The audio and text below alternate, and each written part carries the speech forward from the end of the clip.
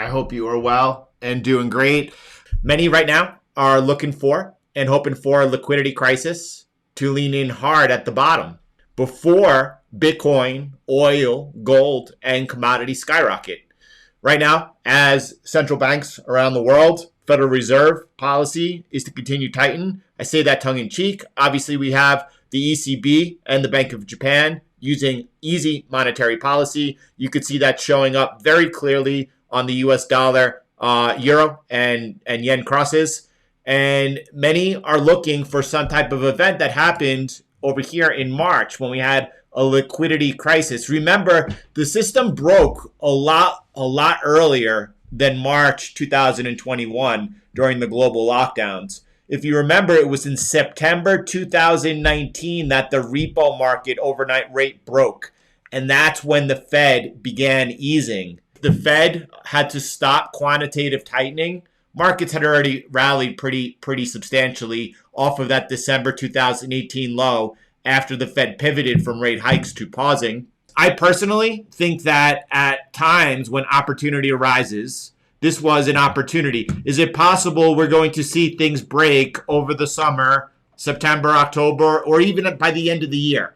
Is it possible that the Federal Reserve is just going to continue like a maniac hiking rates? Market right now is pricing in rate cuts as early as 2023. Do you think that the Fed is going to continue hiking and then like flip abruptly to cutting? That's one scenario that could happen. I personally have the feeling, and I really have to learn to trust in my view more than ever. I feel like a bigger recession is coming. A much bigger, a much longer recession is coming. I just don't see that the rest of this year. I see it actually like things much worse in 2023. And that's why the market is pricing in those rate cuts. Because the Fed is going to need to accommodate the slowing economy. They're going to need to cut down rates. They're going to need to cut them to zero because eventually they're going to need to come in and put in that massive injection of liquidity. Now, that's probably like the base case of when the Fed would need to actually, or we would see that next big impulse. I would put that the best estimate at some point far off, right? 2023. Now, that inflationary impulse is going to blow people's mind. We looked at the chart of Nate earlier in the week, and he had the three impulses. This first inflationary impulse that we currently are undergoing, it does look like it's peaking. Over the last 3 weeks, we've been tracking prices in real time, trying to find that exact crest of the bond market, of the oil market, and watching what is happening. And that could go either which way, but we continue to try to stay on the right side, right? What happened now, and a lot of people at the top of that crest are really like taking positions, whereas like inflation's here, inflation's going much higher, it's not coming down to 2%.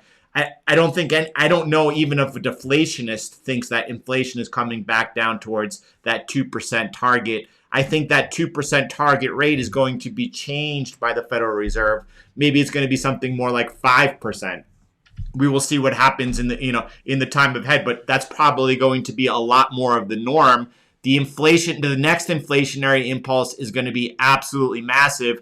I don't think personally that between now and then we're going to see some type of like return to normal as far as old inflation levels. It's what happens in between.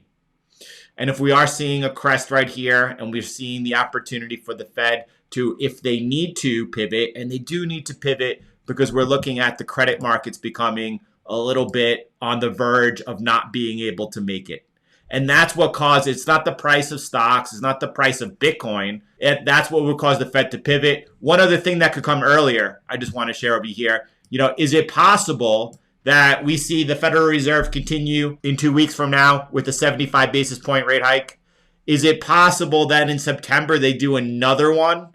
And if that is happening, the 10-year most likely is going to be reacting in kind. We're going to see the 10-year making new highs over 3.5%. If that's happening, that's going to put severe pressure on the Bank of Japan. If that's happening, that means that the Bank of Japan is going to have to be printing yen to defend the yield curve. That means that you're going to see the yen depreciating like crazy. You're going to see the yuan probably being devalued to keep up. It's going to be a nightmare out there. And there's the possibility that the reason that they want that to happen, that the reason they want rates to go up and to put pressure onto the Bank of Japan, because the Federal Reserve might actually start printing dollars to buy yen and defend the curve, take the burden off the Bank of Japan and the burden off the dollar. The dollar right now is just screaming and continues to scream. Here's a better look at it right over here. This is on the daily time frame, and you could just see that this massive, massive, massive uptrend the dollar's in. How else are they going to stop that from happening? We're seeing the Federal Reserve tighten.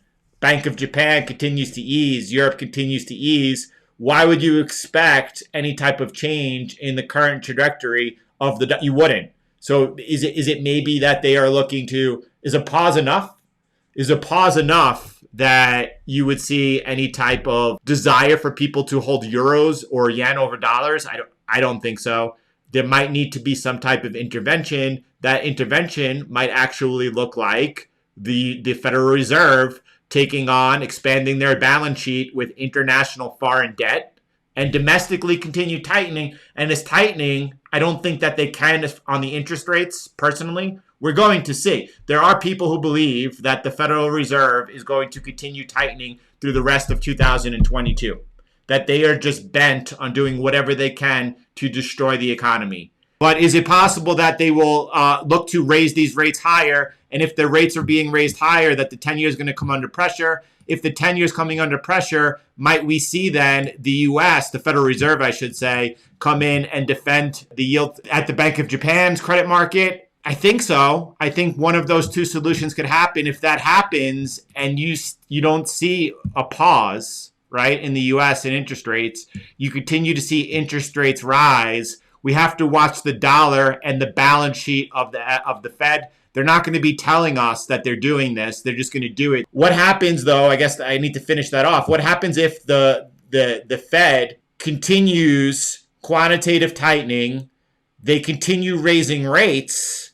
It must be, 50 basis points the rest of the year? They can't keep coming in with these high, or even 275 basis points. How much higher could the rates go this cycle? I would like to hear someone's informed opinion on how high they think they could go. I saw TMC Trades yesterday on Into the Cryptoverse showing a really nice chart. Basically what it costs to service the interest as these interest rates continue to rise. We're coming to a point in time where it's just wouldn't be reasonable. They can't really raise rates.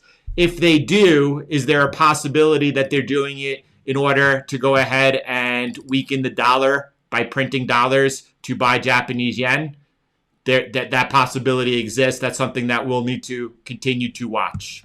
With that being said, Bitcoin continues to be in a severe and strong downtrend. It looks to be just consolidating in a bear flag. This looks like it could open up for another leg down. The only thing is it didn't happen off of the hot CPI. It's still consolidating sideways. It had every reason to make that drop and leg down. It's not what the market's doing. Market is very undecided. It is exactly between the resistance and the support of the consolidation. What happens next? No one has a crystal ball. No one is able to say that price is breaking down. It's going down to X amount of price, or that price here is going to rally into the FOMC. Maybe it just goes sideways into the FOMC. And then maybe on the FOMC, they come in with a 75 basis point hike, and this thing crunches down. And maybe it comes down 50%. I mean, who knows? All that's possible. Or maybe that doesn't happen. Maybe that whatever. We'll find out. I think we crushed it all around.